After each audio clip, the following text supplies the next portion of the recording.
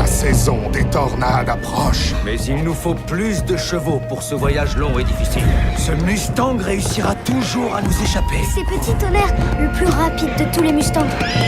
Bonjour à toutes et à tous, notamment aux enfants et aux grands-enfants, car ce coup de cœur s'adresse à toutes les générations. Je veux vous parler d'une de ces adaptations qui fait chaud au cœur et qui met d'accord tout le monde. Il s'agit de Yakari, le petit indien, et son fidèle ami Petit Tonnerre. Un cheval avec une crinière jaune comme l'éclair, avec qui Yakari peut communiquer. D'ailleurs, Yakari peut communiquer avec tous les animaux grâce à Grand Aigle, son animal totem qui apparaît dans un rêve de Yakari et lui offre un don, pouvoir parler avec les animaux. Pour ta générosité, Yakari, je te confie un don.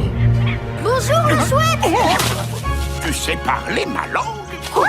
Yakari, je peux parler à tous les animaux. Et le plus rigolo dans tout ça, c'est qu'il parle castor. Voilà, le décor est planté, de grandes plaines, des indiens, un cheval fougueux et un jeune Sioux qui part à l'aventure avec un pouvoir dont il se sert depuis 1969. Et oui, c'est l'année de sortie de la première bande dessinée de Yakari. Après 40 numéros et une adaptation de la série en dessin animé en 2005, Yakari débarque sur grand écran pour notre plus grand plaisir. Le risque avec l'adaptation de ce genre de saga, qui a traversé les générations, c'est de décevoir. Mais là, c'est tout l'inverse. Le film est pile dans la lignée des BD. D'ailleurs, l'histoire est une adaptation du tout premier tome. Il faut dire que le réalisateur, Xavier Giacometti, travaille sur la série animée depuis 2015 et a écrit le film en concertation avec les deux papas de Yakari, Job et Derib. Petit Tonnerre? Ça veut dire quoi? C'est le nom que ma tribu, les Sioux, t'ont donné. Vous êtes drôlement amis tous les deux, hein? Oh oui. non.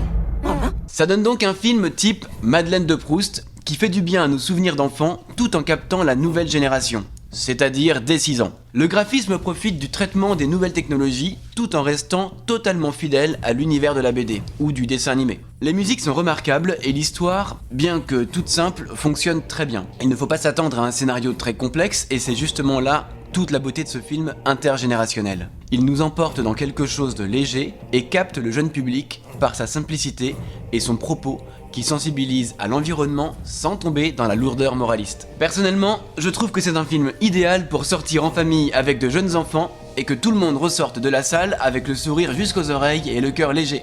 Un retour en enfance pour certains ou un voyage au pays des Indiens pour d'autres. Quoi qu'il arrive, Yakari le petit indien nous emmène tous ensemble pour vivre de grandes aventures. Des aventures qui ne sont diffusées que 3 fois ce week-end, alors notez bien, c'est ce samedi à 15h et 18h ou dimanche à 15h. Sur ce, je vous souhaite de bonnes séances à toutes et à tous et je vous dis à bientôt. Allez petit tonnerre, ya!